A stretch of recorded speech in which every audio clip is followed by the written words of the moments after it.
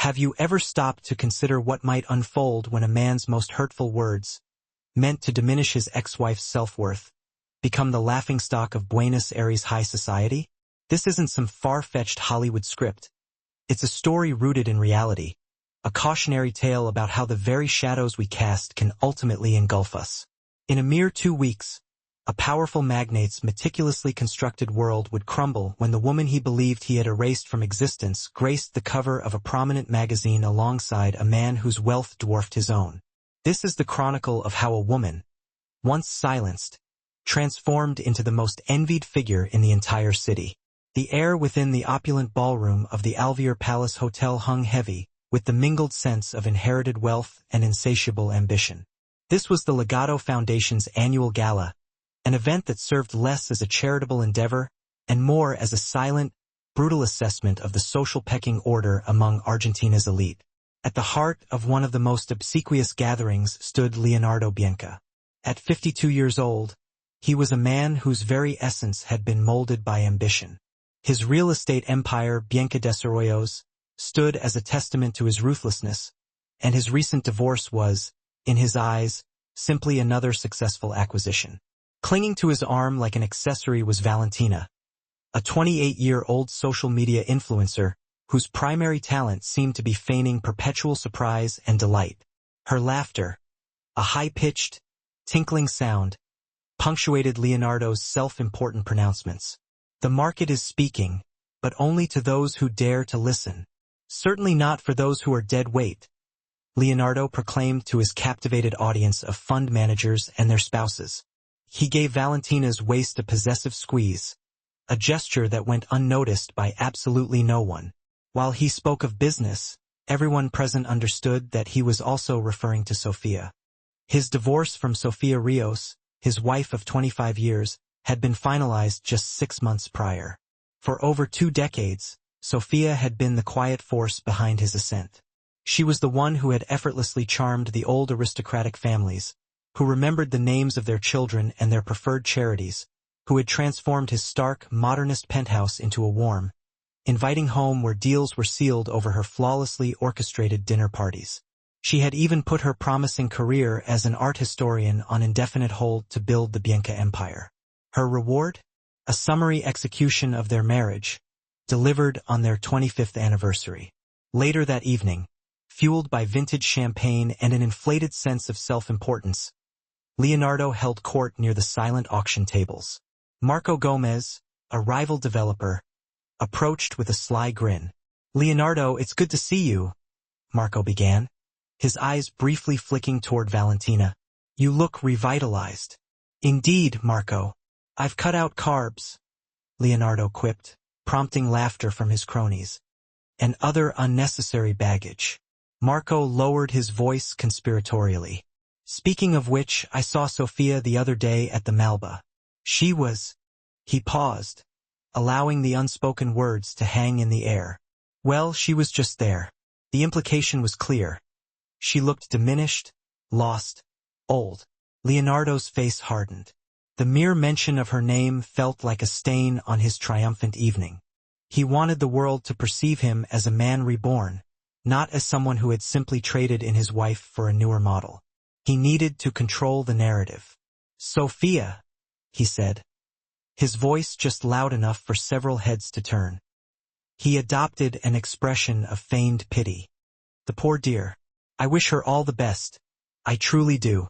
But let's be honest." He leaned in, his voice a theatrical whisper that carried across the polished marble floor. "The woman is 48.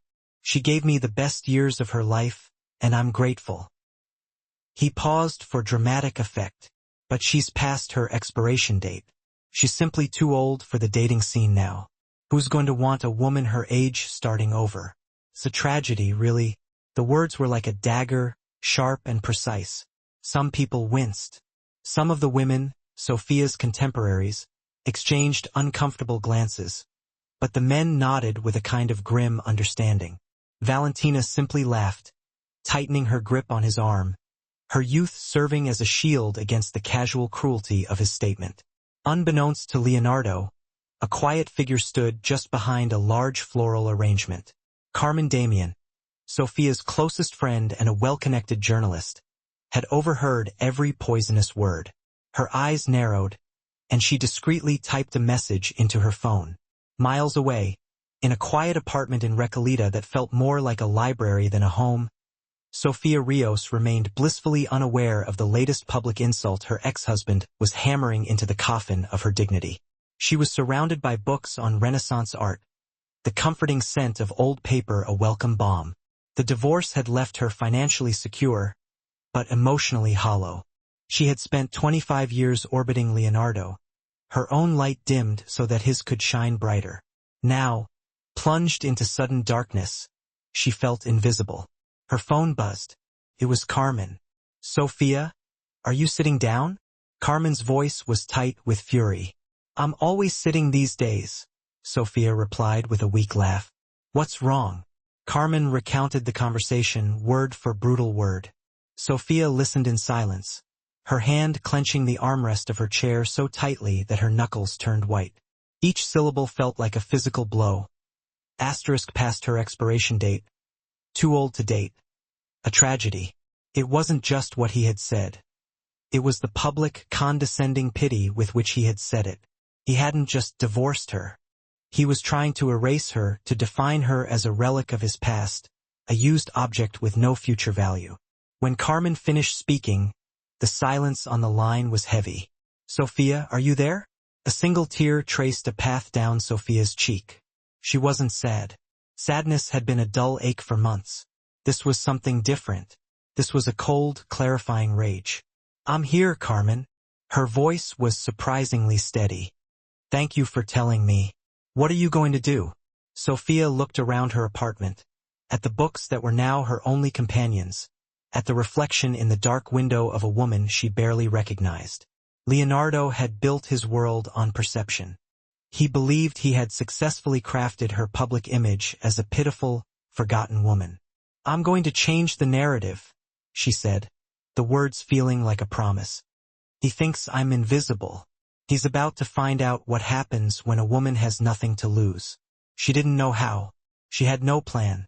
But for the first time in a long time, the woman who had been defined by her husband for 2 decades felt the first glimmer of the person she used to be.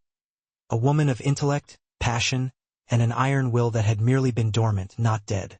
The real tragedy wasn't her age. It was that she had ever believed her value was tied to him, and that was a mistake she would never make again. Do you think Sophia will be able to shift the narrative Leonardo has created about her? And how do you imagine she will accomplish it? The days that followed Carmen's call were a whirlwind of quiet fury. Sophia's rage didn't manifest as shouting or tears, but as a tense, focused energy that seemed to hum just beneath her skin. The outside world felt hostile. Each time she ventured out of her apartment, she imagined people looking at her with the same pity that Leonardo had so publicly projected. She saw reminders of him everywhere. His smug face gracing the cover of a business magazine at a newsstand, his name emblazoned on a new luxury housing development she passed during a walk, felt inescapable. Carmen, ever the loyal friend, tried to lift her spirits. "We have got to get you out of there, Sophia. Let's go to that new cocktail bar in Palermo. It's full of artists and writers, not those financial vultures Leonardo used to hang out with." "And why, Carmen?" Sophia asked listlessly, turning the pages of a book on the works of Artemisia Gentileschi. "To parade myself around like a prize heifer, waiting for someone to notice I'm not quite ready for the glue factory?" "Stop it. Stop talking like him," Carmen chided gently. "His words are poison. It's hard not to drink it when he's poured it into the city's water supply." Despite her friend's best efforts, Sophia retreated further into her shell. She felt like a ghost haunting the life she once had.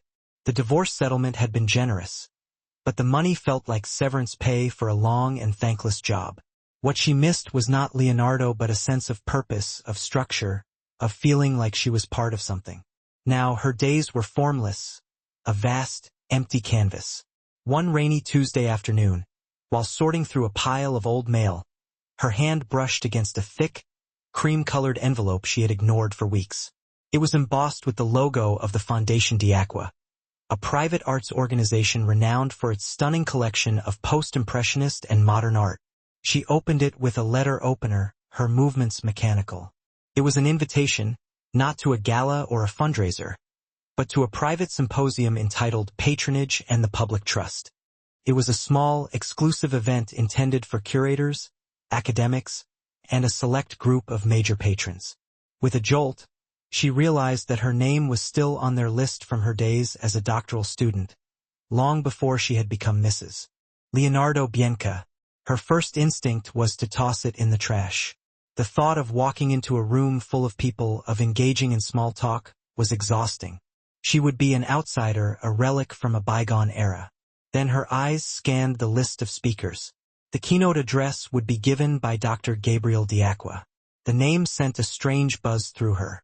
Gabriel Diacqua was a legend, but also something of a phantom. He was the tech billionaire, the architect behind the revolutionary data encryption firm Ajata, a company so powerful and ubiquitous that it operated silently in the background of half the world's digital transactions. Unlike his peers, however, Diacqua was notoriously private. He shunned interviews, had no social media presence, and was rarely photographed. His only known public passion was art. Rumor had it that he possessed one of the most significant private art collections in the world, a collection that no one had ever actually seen. Sophia had followed his supposed acquisitions for years, much like a sports fan tracks their favorite team. He bought art with the discerning eye of a scholar, not the calculating gaze of an investor. He had once paid a record-breaking sum for a minor Camille Pissarro landscape, not because it was famous but because it was the last piece Pissarro painted before his eyesight began to fail. The brushwork, she recalled, told a story of urgency and failing light. This was a man who understood art not as a mere commodity but as a language. The symposium was scheduled for the very next day. A wild, terrifying idea began to take shape in her mind. What if she went, not to meet anyone, not to network, not to prove Leonardo wrong, but for herself? To spend a day immersed in a world that had once been her entire universe. To hear people speak the language she loved. To feel, if only for a few hours, like the woman she was before she became a wife. "I'm going out," she told Carmen on the phone that night. "A miracle. Where? Should I break out the heels? No, it's something for me." The next day, Sophia stood before her closet. A space filled with designer gowns and power suits chosen to complement Leonardo's image. They now felt like costumes for a role she no longer played. Tucked away in the back, she discovered a simple charcoal gray dress, a well-made piece she had purchased for her doctoral defense years ago. She paired it with low, sensible heels and a simple silver necklace. She didn't look like a billionaire's ex-wife or a socialite. She looked like what she was, a scholar. The symposium was held in the Foundation's private mansion, a magnificent limestone building near Avenida Alvear. The atmosphere was hushed and academic. There were no press, no photographers, just the low murmur of intelligent conversations and the comforting scent of old wood and lemon wax. Sophia felt a wave of anxiety wash over her, but also a flicker of homecoming. She slipped into a seat at the back of the small auditorium, content to remain anonymous. The panels were filled with fascinating debates on provenance, the ethics of repatriation, and the role of digital archives. For the first time in months, Sophia wasn't preoccupied with Leonardo, Valentina, or what others thought of her. She was completely absorbed, scribbling notes in a small moleskine notebook. The final speaker was Gabriel Diacqua. He wasn't what she had anticipated. He was tall and lean, perhaps in his mid-50s, with silver at his temples and eyes that seemed to absorb everything around him. He wore a simple dark tweed jacket and no tie. He didn't speak from a podium but walked slowly across the stage, his voice quiet and measured. His talk was nothing short of brilliant. He spoke of art as a form of data, a repository of human experience, emotion, and history that was far more complex and valuable than any digital code. He argued that collectors were not owners but custodians with a duty to preserve and eventually share these invaluable treasures. During the Q&A session, a curator from the Malba posed a question regarding a recently discovered and disputed Modigliani sketch. The prevailing consensus among experts was that it was a clever forgery. Before Diaqua could respond, Sophia felt an irresistible urge. Without even thinking, she raised her hand. A moderator, surprised to see a hand in the back row, gestured toward her. "Excuse me, Dr. Diaqua," she began, her voice sounding clearer than she had expected. Although the craquelure is inconsistent with Modigliani's typical canvas preparation of the time, has anyone analyzed the pigment composition of the underlying drawing? His early work in Livorno, before moving to Paris, often used a specific burnt sienna earth which was ground with a higher than usual linseed oil content. This creates a very particular chemical signature that would be nearly impossible for a forger to replicate unless they were also a materials historian. The room fell silent. A few people twisted in their seats to get a better look at her.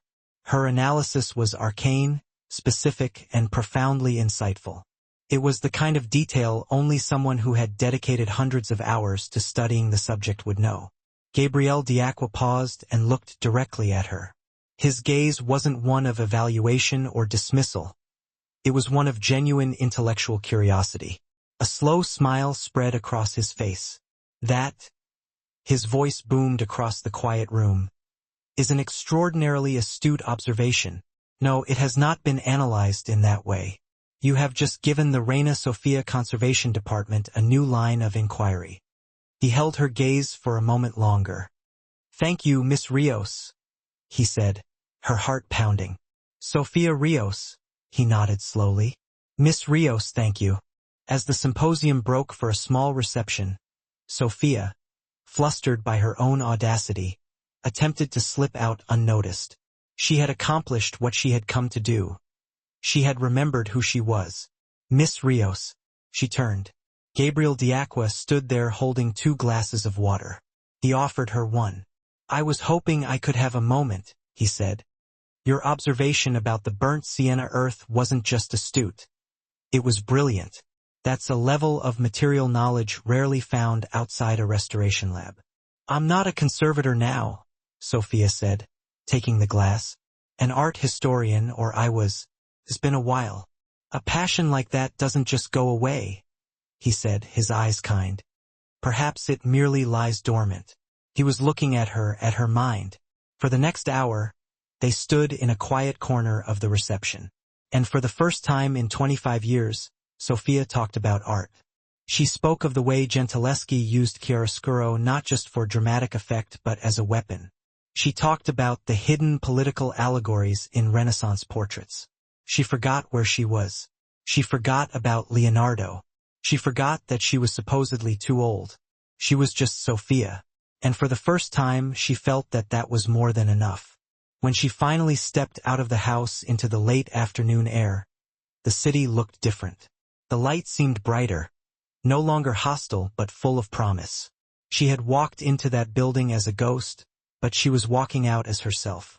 Do you believe this encounter will forever alter Sophia's life? What do you think will happen next? The days following the symposium were a revelation. Sophia had expected the encounter with Gabriel Diaqua to be a singular bright spot in her otherwise gray existence. She hadn't anticipated a follow-up. Yet, 2 days later, a messenger delivered a small, flat package to her apartment. Inside wasn't flowers or champagne but a rare first edition of a book on the chemical composition of 18th century pigments. Tucked inside was a handwritten note on thick, cream-colored cardstock. "Miss Rios, your insights have stayed with me. I suspect you might be one of the few people who would appreciate the chapter on Venetian frit. If you have the time, I would be honored if you would join me for a private viewing of some pieces that pose similar questions. Sincerely, Gabriel Diaqua." He had included a private number. Sophia's hand trembled as she held the card. This wasn't a date, not in the conventional sense. It was an invitation into a world she believed was permanently closed off to her. It was a gesture of profound intellectual respect. She called the number. Their first date wasn't at a trendy restaurant or a flashy club. Instead, he sent a discreet car to pick her up, taking her not to a public museum but to an unmarked, climate-controlled warehouse on the outskirts of the city. Inside was a private gallery that took her breath away. It was a museum of one. Rothko canvases bled color across one wall. A Giacometti sculpture stood hauntingly in the center of the room, and a Francis Bacon triptych screamed silently from another. Gabriel was waiting for her, dressed in a simple cashmere sweater and trousers. "There are no assistants, no curators," he explained. "I just wanted you to see them without distractions, to listen to what they have to say." For 3 hours they walked and talked. He didn't lecture. He asked questions. He wanted her opinion, her visceral reaction, her academic interpretation. He would stand in front of a painting, his head tilted, and say, "I see despair here, but you mentioned something about Gentileschi using darkness as a weapon. Do you see that in this? Is the darkness a void, or is it an active presence?" Sophia, who had spent years making small talk about golf handicaps and summering on the coast, felt her mind unfurl like a sail catching the wind. She was eloquent, passionate, and brilliant. She challenged his interpretations, offered her own, and pointed out details he, the owner, had never noticed. This became their routine. Their courtship was a series of quiet, extraordinary adventures. One day, he flew her on his private jet to Mendoza, not for a day of wine tasting but to spend 2 hours in a conservation lab at a private museum, examining a newly acquired Degas sculpture under a microscope. Another night, they didn't go out at all. He came to her apartment, and they sat on the floor surrounded by her art books, playfully arguing about the influence of Japanese woodcuts on Van Gogh. He never mentioned her past, her divorce, or Leonardo. It was as if her life had only begun the moment she stood up at that symposium. He was interested in the Sofia Rios who existed outside any man's shadow. He was captivated by her mind, her passion, and the quiet strength she was only just rediscovering in herself. "You have an astonishing eye, Sophia," he told her one night as they stood in front of a moody, beautiful portrait by an unknown Flemish master. "It's a gift. To let it lie dormant is a crime against an entire field of study." "I didn't think anyone cared about this field anymore," she admitted, her voice soft. "Or about me." He turned to look at her, his expression serious. "The world is loud, and it celebrates the wrong things. It celebrates noise over substance, perception over reality. But that doesn't mean substance and reality have lost their value. It just means they're harder to find." He paused, his gaze softening. "And infinitely more precious when you do find them." Meanwhile, Leonardo Bianca was living in a very different reality. His life with Valentina was a whirlwind of public appearances and forced happiness. They were at every opening, every launch party, their photos plastered across gossip websites. Leonardo loved it. He felt powerful, desired, a king with his young queen. He heard whispers about Sophia through the gossip mill. Marco Gomez had mentioned seeing her with some sort of academic. Leonardo laughed. "Good for her," he told Marco during a squash game, his voice dripping with condescension. "I'm glad she found a friend. Probably some dusty professor. As long as she's happy, right?" He genuinely believed it. He couldn't conceive of a world where Sophia could find anyone who wasn't a pale, pathetic shadow of himself. In his mind, he was the pinnacle. Anyone she found would inevitably be a step down. Further proof that he had been right to leave her. Valentina, whose worldview was shaped by social media metrics, reinforced his delusion. "Like, who would seriously date someone that old?" she had said one night while scrolling through her phone. "No offense to Sophia, but her brand has just expired." Leonardo had nodded along, basking in the validation. He was so blinded by his own ego that he didn't notice the signs. He didn't notice that the quiet, deferential woman he had divorced was slowly being replaced by a confident, engaged intellectual. He didn't notice because he had never truly seen her in the first place. The turning point came one night at Gabriel's home, a stunning minimalist house that valued light and space over ostentation. He had commissioned a report on the feasibility of a new global art foundation dedicated to funding material historical research and provenance verification. He handed the thick file to Sophia. "I'm thinking of endowing a new foundation," he said simply. "I believe it could change how we protect and understand art. But a foundation is only as good as the person who runs it." He looked directly at her. "I want you to be its director, Sophia. I'll provide the capital, you provide the vision. You would have total autonomy. Sophia was speechless. It wasn't just a job offer. It was a restoration. It was him handing her the tools to rebuild the part of her life she had been forced to abandon. Tears welled up in her eyes, but for the first time in a year, they were tears of overwhelming gratitude. Gabriel, you don't have to answer now, he said kindly. But you should know that I see you, Sophia Rios, and I think you are extraordinary. Later that night, as they stood on his terrace overlooking the city, he gently took her hand. It wasn't Leonardo's possessive grip, but a warm, steady presence. There's another reason I want you to run the foundation, he said, his voice barely audible above the constant city noise. It would make coordinating our schedules much easier, assuming you'd be willing to marry me. Sophia's heart stopped. It wasn't some over-the-top, theatrical proposal. It was understated, confident, and utterly sincere. It was a proposal from a man who wanted a partner, someone to walk alongside him, not someone he could simply possess. He wasn't asking the woman who would manage his household. He was asking the woman who would run a global foundation. He was asking her, Sophia. She looked into his face, illuminated by the city lights, and saw her future stretching out before her. It wasn't about the money or the elevated social status. It was about respect, pure and simple. It was about finally being seen, truly seen, for who she was. Yes, she whispered, the word filled with emotion. Yes, Gabriel, I will marry you. They didn't seal their engagement with a posed, diamond ring selfie for Instagram, but with a quiet, intimate champagne toast. Their conversation immediately turned to their exciting plans for the future, for their life together, and for the foundation they would build. They were a team, a partnership of equals. Neither of them gave a second thought to Leonardo Bianca. But on the other side of the city, the gears of fate were grinding, preparing for a revelation that would shatter one man's meticulously constructed world and expose the emptiness at its core. The quiet, private courtship was over. The storm was about to break, unleashing its full fury. What do you think will happen to Leonardo now that Sophia is about to marry Gabriel Delacroix? Do you think this story will have an unexpected twist? Something no one sees coming? The next 2 weeks began just like any other for Leonardo Bianca. He woke up in his cold, ultra-modern glass-walled penthouse, Valentina still asleep next to him, her face mashed against a silk pillowcase. He went through his morning routine with the unwavering precision of a machine.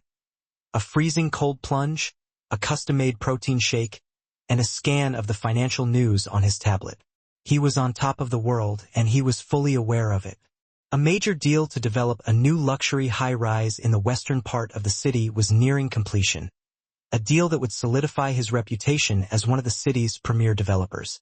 He arrived at his office at Bianca di Solos, a towering monument of steel and ego in the heart of the city, feeling completely invincible. His assistant, a nervous young woman named Carla, greeted him with his usual espresso. Good morning, Mr. Bianca. Your 10 a.m. meeting with the zoning board is confirmed. Excellent, Carla. Any fires I need to put out? He asked, already heading for his expansive corner office with its panoramic view. No, sir. Everything is quiet. But everything was anything but quiet. At newsstands all over Buenos Aires, a completely different story was breaking. It wasn't on the cover of L'Anion or buried in the gossip columns. It was on the cover of Ellen Versauer Sofisticado, a sophisticated and influential magazine read by the old money elite and the truly powerful. It was exactly the kind of magazine Leonardo desperately wanted to be featured in, but never was. They valued substance and genuine achievement over flashy displays of wealth. The cover was a study in understated elegance. It was a black-and-white photograph taken by a world-renowned photographer. In it, Sophia Rios was laughing, truly laughing. Not a posed, self-conscious smile, but one of genuine, unrestrained joy. She wasn't wearing a glamorous ball gown, but a simple, elegant cashmere sweater. Her hair was loose and natural, and her face, the face of a real, beautiful 48-year-old woman, was luminous. Her hand rested on the arm of a man who sat beside her, his own expression one of quiet, profound adoration. That man was Gabriel Dequa. The headline, in bold, classic lettering, read, "Silence Broken." The enigmatic Gabriel Dequa on love, art, and the woman who changed everything, announcing his engagement to scholar Sofia Rios. The first tremor of Leonardo's impending fall didn't occur in his office, but at the exclusive squash club, where his rival, Marco Gomez, was having a post-workout breakfast. Marco choked on his avocado toast as his partner slid the magazine across the table. His eyes widened, first with utter disbelief, then with pure, unadulterated schadenfreude. He immediately snapped a photo of the cover with his phone, sending it off in a text message. The text hit Leonardo's phone just as he was settling in for his meeting with the zoning board. It was from Marco. No words, just the photo of the magazine cover. Leonardo stared at it, his brain unable to immediately process the image. Sofia, laughing he squinted, trying to make sense of what he was seeing. At first, he didn't even recognize the man. He looked like some unassuming university professor. Then he finally read the headline, Gabriel Dequa. The name struck him like a physical blow, knocking the wind out of him. Gabriel Dequa, the reclusive tech god, the man whose net worth was rumored to be in the 12-figure range, a sum that made Leonardo's own considerable fortune seem like pocket change. It wasn't possible. This had to be some kind of elaborate joke, a sophisticated prank designed to humiliate him.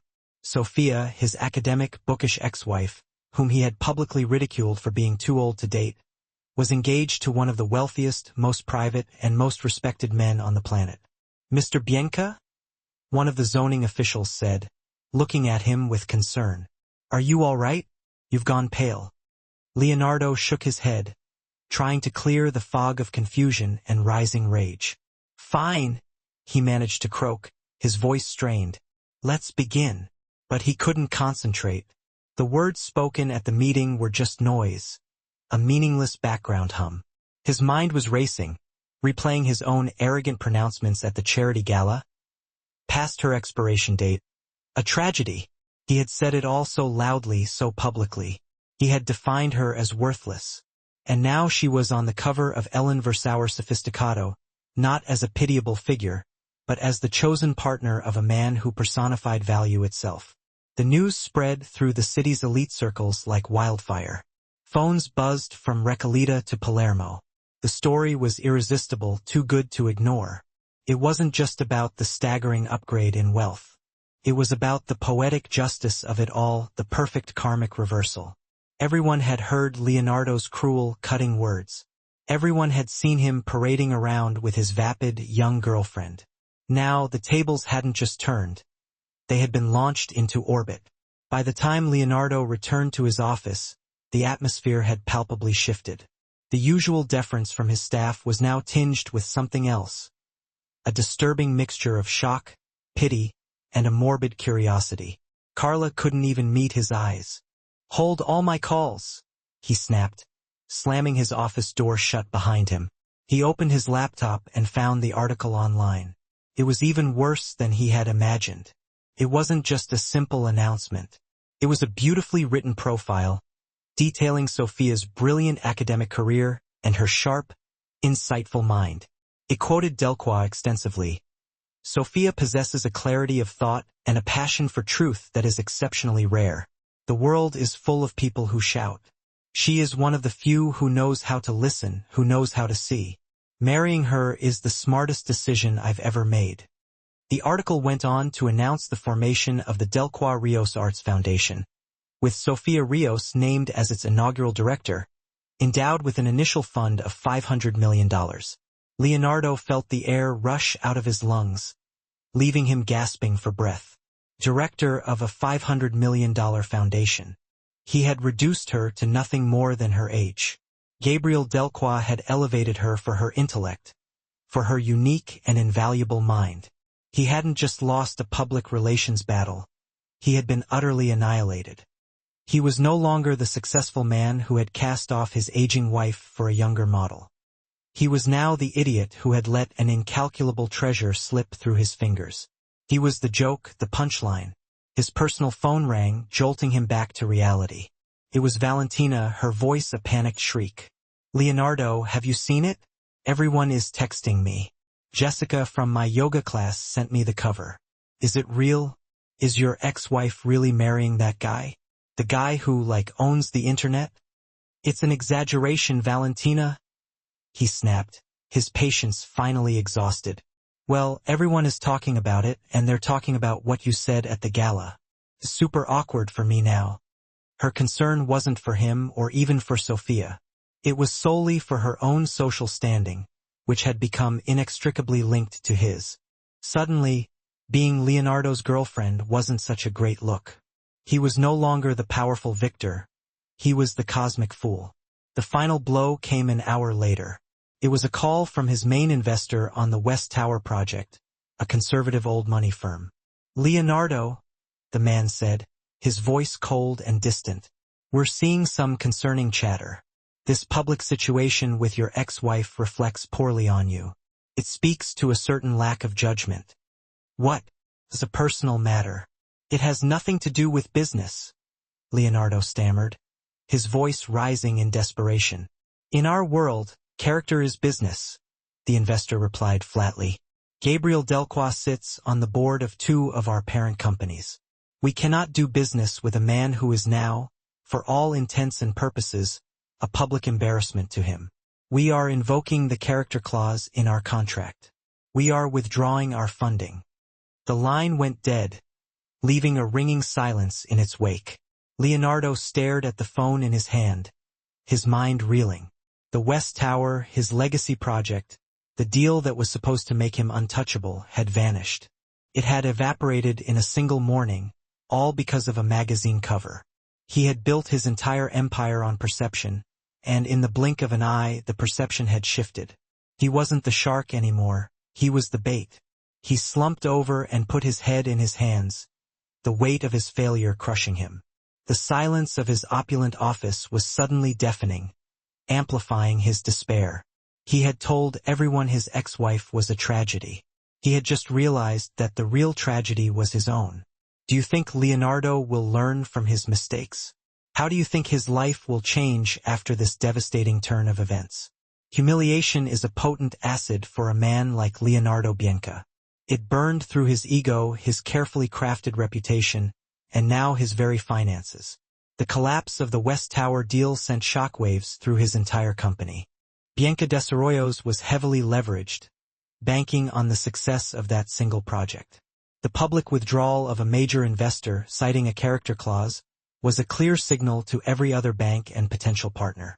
Leonardo was a bad bet, a risk no one wanted to take. Credit lines tightened, and whispers of insolvency began to circulate like a contagious disease. His personal life unraveled just as quickly. Valentina, whose loyalty was solely to status and material possessions, not to any actual human being, saw the writing on the wall and acted accordingly. Their arguments became more frequent and more vicious, filled with bitter recriminations. "This is all your fault, Leonardo," she had shrieked during one particularly explosive fight. "You just had to open your big mouth about your ex. You made us a joke. Do you know what it's like to go to brunch and have everyone pity you?" 2 weeks after the magazine cover came out, Valentina was gone. She didn't even bother to say goodbye in person, just a short, dismissive text message sent before a moving van quietly emptied her belongings from the penthouse. Her Instagram account was scrubbed clean of all photos of him, replaced with cryptic posts about new beginnings and cutting out toxic energy. Broke, humiliated, and increasingly desperate, Leonardo did what he never thought he would do. He tried to contact Sophia. His first attempts were calls and text messages, all of which went unanswered, lost in the digital void. Then he sent a long, rambling email, a pathetic blend of feigned remorse and veiled threats about their shared history, desperately trying to pull at her heartstrings. It, too, was met with silence, a deafening wall of indifference. Finally, he resorted to the unthinkable, the act of a truly desperate man. He went to her apartment building in Recoleta, a place he hadn't been since his lawyers had finalized their divorce and split their assets. He buzzed her apartment, his heart pounding with a toxic cocktail of rage and desperation. A voice answered through the intercom, but it wasn't Sophia's. It was the calm, firm voice of a security professional. "Who's calling for Miss Rios?" "It's Leonardo Bianca, her ex-husband. I need to speak to her. It's urgent." There was a long pause, filled with the static of the intercom. "Miss Rios is not taking visitors. Please leave the premises, Mr. Bianca. Just tell her I'm here. Tell her I need to apologize." He yelled at the small metal box, his voice cracking with desperation. "If you do not leave immediately, we will be forced to call the police," the voice replied, cold and implacable. Defeated, Leonardo stumbled back onto the street, the weight of his failure pressing down on him. He was blocked, not just from her building, but from her life, from the world of respectability and influence he had once commanded. He looked up at her window, imagining her inside, living a life that was now completely inaccessible to him. Did she hate him? Was she reveling in his downfall? The truth was, Sophia rarely thought about him at all. Her life was full, overflowing with purpose and passion. She was completely immersed in the launch of the foundation, recruiting a world-class board of directors and reviewing grant proposals from scholars all around the globe. Her days were a whirlwind of meetings, research, and passionate debates with Gabriel, who was not just her fiancé, but her most enthusiastic intellectual sparring partner, someone who challenged her and inspired her in equal measure. Her happiness wasn't built on Leonardo's ruin. It was built on her own rediscovery, on the realization of her own potential. The news of his professional and personal collapse reached her, of course, through Carmen, who delivered it with a grim satisfaction, relishing every detail of his misfortune. Sophia felt a distant, detached sadness, the way one might feel hearing about the misfortune of a former colleague from a long-ago job. He was a closed chapter in her life, and she had no desire to reread it. One evening, she and Gabriel were having a quiet dinner at home, enjoying each other's company. Sophia mentioned Leonardo's failed attempts to contact her. "He seems to be unraveling," she said, not with malice or glee, but with a kind of clinical observation, as if she were analyzing a scientific phenomenon. Carmen said the West Tower deal was the final nail in the coffin for his company. Gabriel sipped his wine, his expression unreadable, giving nothing away. The lead investors in that project, the parent firm, is a private equity group called Northern Star Investments. They value discretion and character above all else. I'm surprised they acted so quickly based on what was essentially high society gossip. Sophia frowned, a flicker of suspicion crossing her features. Gabriel put his glass down and looked directly at her, his gaze intense. "It wasn't just gossip, Sophia. I sit on the board of Northern Star Investments." Sophia stared at him, the implications of his words slowly sinking in. It felt like a missing puzzle piece clicking into place, finally completing the picture. "Gabriel, you didn't. I would never orchestrate your revenge, Sophia. Your revenge, if it can even be called that, was to live a life so full and happy that he became utterly irrelevant. That was your victory, and it was perfect." He paused, choosing his words carefully, making sure she understood his intentions. "However, at our quarterly board meeting, the topic of our portfolio's risk exposure came up.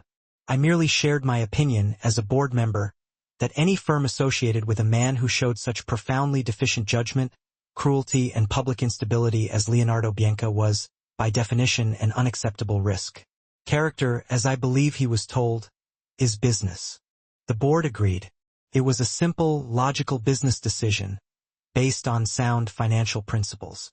It was the twist, the subtle but devastating truth. Leonardo's downfall wasn't cosmic karma or bad luck. It was a quiet, clinical, and utterly devastating checkmate, executed by a man who operated on a level Leonardo couldn't even comprehend. Gabriel hadn't stooped to Leonardo's petty level of personal attacks. He had simply operated from his own sphere of influence, and in doing so, he had wiped him off the board with the cool detachment of a master strategist. It wasn't an act of passion.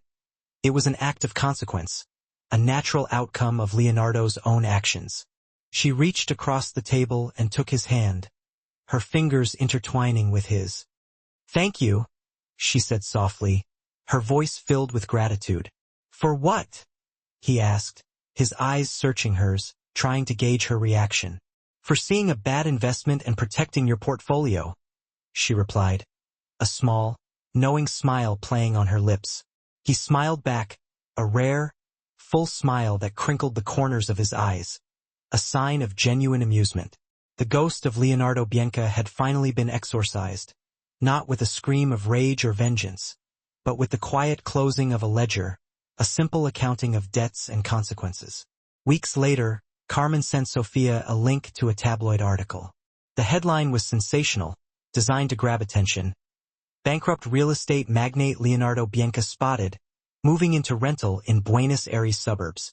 The accompanying photo was grainy and unflattering, showing a gaunt, unshaven Leonardo carrying a cardboard box into a modest suburban townhouse. He was completely alone, with no one to help him shoulder the burden. Sophia looked at the photo of the man who had once declared her old and useless, a relic of the past. He had chased youth and superficial beauty, had valued perception over substance, and had lost everything of real value in the process. She, on the other hand, had embraced her age, her intellect, her true self, and had gained a world of substance, meaning, and lasting happiness. She closed the link without a hint of triumph, just a quiet sense of finality, of a chapter definitively closed. She turned back to the pile of proposals on her desk, her mind already focused on the future, a future she was building on her own terms, brick by brick. The narrative was at last hers to write, to shape, to control. 6 months later, the Delqua Rios Arts Foundation held its inaugural exhibition, marking a significant milestone in Sophia's journey. The event wasn't held in a stuffy hotel ballroom, filled with the shallow chatter of social climbers, but in a beautifully restored cast-iron building in the vibrant Palermo neighborhood. Its industrial bones now housed a state-of-the-art gallery, a testament to the power of art to transform and revitalize.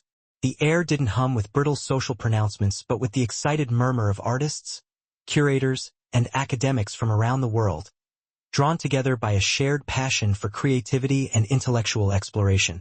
The exhibition, curated and conceived entirely by Sophia, was titled Palimpsest, The Hidden Stories.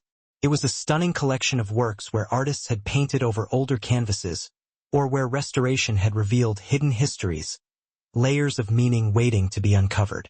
At the center of the room, standing on a simple podium, stood Sophia Rios, transformed, radiant. Dressed in a striking navy blue dress, elegant rather than ostentatious, she radiated a quiet, self-assured authority. She wasn't just Gabrielle Decwa's wife tonight. She was Director Rios, and this was her stage, the culmination of her vision. "A palimpsest," she began, her clear voice echoing through the room, captivating the audience, "is a manuscript on which a later writing has been superimposed over an earlier, erased one. It is a metaphor for memory, for history, for truth, the idea that what is erased never truly disappears. It remains, waiting for a careful eye to discover it, to bring it back to light." In the audience, Gabriel watched her, his pride a quiet, palpable force, a silent celebration of her achievements. He wasn't in the front row, vying for attention, but slightly to the side, allowing her the full spotlight. He was not the source of her light. He was simply happy to stand in its warmth, supporting her and admiring her from afar.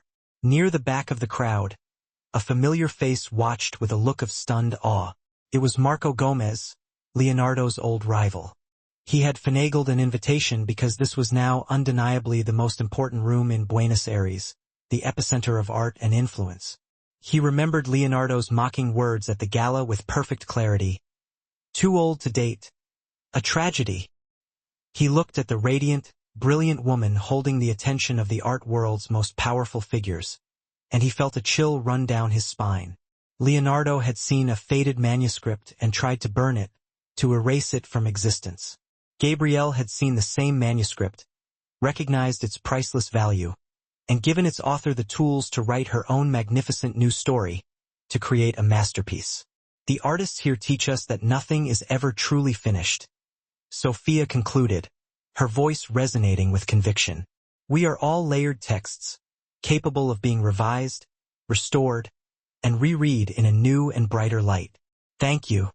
The applause was thunderous and genuine, a heartfelt expression of appreciation for her insights and her vision. When Sophia stepped down from the podium, she was immediately surrounded by congratulations and well wishes. A venerable director from the Louvre complimented her on her curatorial vision, praising her innovative approach. A young, explosive artist whose work she had championed hugged her with genuine gratitude, thanking her for believing in him. After a few minutes, Gabriel worked his way through the crowd to her side, his eyes crinkling at the corners with a warm smile. He didn't say a word, just offered her a glass of champagne, his eyes conveying everything she needed to know. "You were brilliant," he murmured, his words meant for her ears only. "I was me," she said, a smile of pure satisfaction illuminating her face. It was the simplest, most profound truth, the essence of her transformation. Her past was not erased, but it no longer defined her, no longer held her captive. It was simply the erased text beneath a much more interesting story, one whose most exciting chapters were still yet to be written, a future full of limitless possibilities. In the end, this isn't just a story of revenge, although that element is undeniably satisfying. It's a powerful lesson about value, about recognizing true worth. Leonardo Bianca believed a woman's value was tied to her youth and her proximity to a powerful man, a reflection of his own shallow values. He saw Sophia as an asset whose worth had depreciated over time, failing to see the depth of her character and the power of her intellect.